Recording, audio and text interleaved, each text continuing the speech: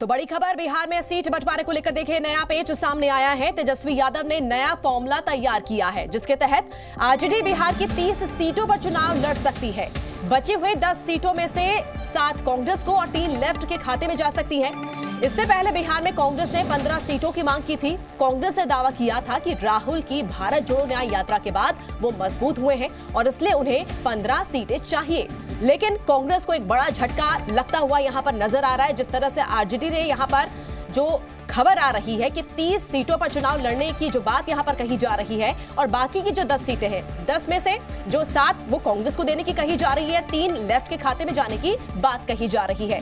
हालांकि दावा यहां पर कांग्रेस ने लगातार किया था। 15 सीटों को लेकर मांग यहां पर कांग्रेस की तरफ से की जा रही थी कि उन्हें 15 सीटें दी जाएं लोकसभा चुनाव लड़ने के लिए बिहार में। अब देखना यह है कि कांग्रेस में जिस तरह से इसको लेकर जो है नाराजगी जाहिर तौर पर देखने को मिल सकती है। कांग्रेस ये दावा कर रही थी कि राहुल की भारत जोड़ो न्याय यात्रा के बाद वो मजबूत हुए और इसलिए 15 सीटों की डिमांड यहां पर कांग्रेस कर रही थी बिहार में लोकसभा चुनाव लड़ने को लेकर और इसलिए 15 सीटें यहां पर कांग्रेस को चाहिए थी। लेकिन खबर यह आ रही है कि नया फॉर्मूला यहां पर तेजस्वी यादव ने बना लिया है। तो आरजेडी का नया फॉर्मूला यहां पर बन चुका, यह खबर आ रही है। 30 सीटों पर आरजेडी चुनाव लड़ेगी। कांग्रेस को यह मंजूर होगा नहीं होगा यह बड़ा सवाल है। तो आरजेडी 30 सीटों पर चुनाव लड़ेगी। कांग्रेस को 7 सीटें मिल सकती है, लेफ्ट को 3 सीटें मिल सकती है और इस तरह से ये 40 लोकसभा सीटों को लेकर किस तरह से महागठबंधन में क्या बात बन पाती है, सहमति बन पाती है, ये बड़ा सवाल यहां पर बना हुआ है। तो 30 सीटों पर आरजेडी चुनाव लड़ेगी, ये यहां पर खबर आ रही है।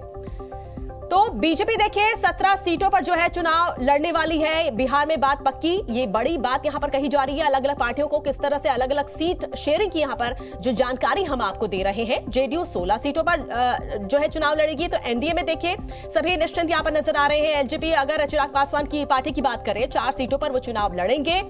एलजेपी 1 सीट उनके जिस तरह से यहां पर जो बवाल यहां पर मचा हुआ था सीटों को लेकर, एचएम जीतन राम मांझी जो है वो 1 सीट पर चुनाव लड़ेंगे।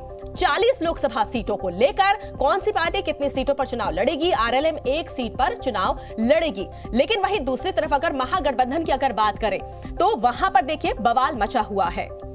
हमारे सहयोगी प्रशांत झा हमारे साथ जुड़ चुके हैं। प्रशांत, जिस तरह से देखिए एनडीए में तो सब कुछ तय हो गया है, लेकिन महागठबंधन की बात करें, आरजेडी का जो फॉर्मूला यहां पर कहा जा रहा है कि 30 सीटों पर आरजेडी चुनाव लड़ेगी, कांग्रेस में जाहिर तौर पर नाराजगी हो सकती है इसको लेकर। देखिए सुप्रीत, सबसे बड़ी बात है कि पहले तो ये तय हुआ था कि कांग्रेस ने 15 सीटों पर अपनी मांग रखी थी, जिसके बाद जब ये पर मीटिंग हुई थी तो आरजेडी की तरफ से उनसे उनकी हैसियत पूछी गई थी और उसके बाद तेजस्वी यादव ने जो नया फार्मूला बनाया है उस फार्मूले के साथ ये तय हो गया है कि कांग्रेस को 7 सीटें मिलेंगी, सीपीआई या मिलकर 2 सीटें मिलने वाली हैं और सीपीआई को 1 सीट दी जा सकती है। इसको लेकर के यहाँ पर कांग्रेस में काफी आक्रोश है। कांग्रेस के लोगों को ये कहना है कि जबकि उनका जनाधार बिहार में बढ़ा है, ऐसे में उनकी सीटें कम करके तेजस्वी यादव साफ तौर पर ये चाहते हैं कि कांग्रेस का अस्तित्व बिहार से खत्म हो जाए। सुप्रीत, बिल्कुल, लेकिन अब प्रशांत सवाल ये उठता है कि कांग्रेस के पास क्या विकल्प रह जाएगा? कांग्रेस से चाहती थी कि 15 सीटें उसे मिले लोकसभा चुनाव लड़ने के लिए। अब अगर 17 सीटें अगर देती है आरजेडी तो कांग्रेस का अगला एक्शन क्या होगा? देखिए सुप्रीत, कांग्रेस चूंकि बिहार में गठबंधन में है और गठबंधन के खिलाफ वो अलग से चुनाव लड़ने की तैयार नहीं है, क्षमा करिएगा। और कांग्रेस के पास अभी सबसे बड़ा यह है कि 2019 में उसको 9 सीटें मिली थी, लेकिन इस बार जिस तरह से यह प्लान तैयार किया गया है कांग्रेस को 7 सीटें दी जाएंगी। 7 में भी वही सीटें होंगी जहां पर आरजेडी खुद को कमजोर मान रही है।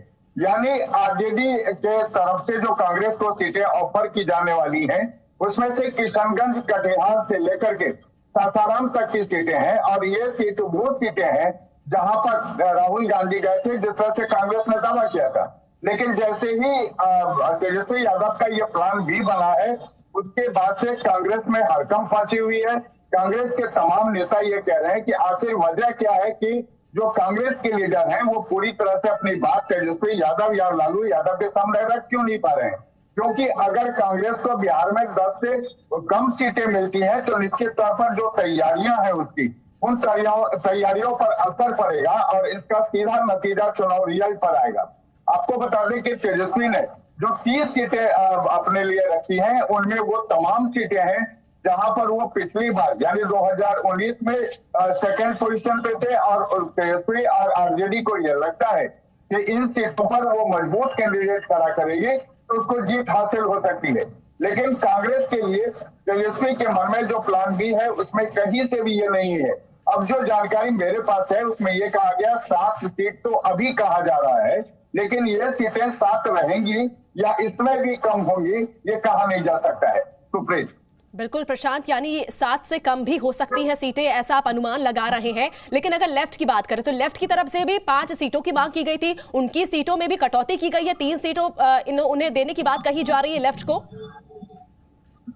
जी बिल्कुल सुप्रीत, देखिए लेफ्ट ने 5 सीट मांगी थी सीपीआई एमएल ने, और सीपीआई ने इसके लिए अपना दावा भी बता दिया था कि उसके पास अभी लगभग 16 विधायक हैं, और जहां पर उसका जनाधार है उन जनाधार वाले इलाकों में उसको सीटें मिलनी चाहिए।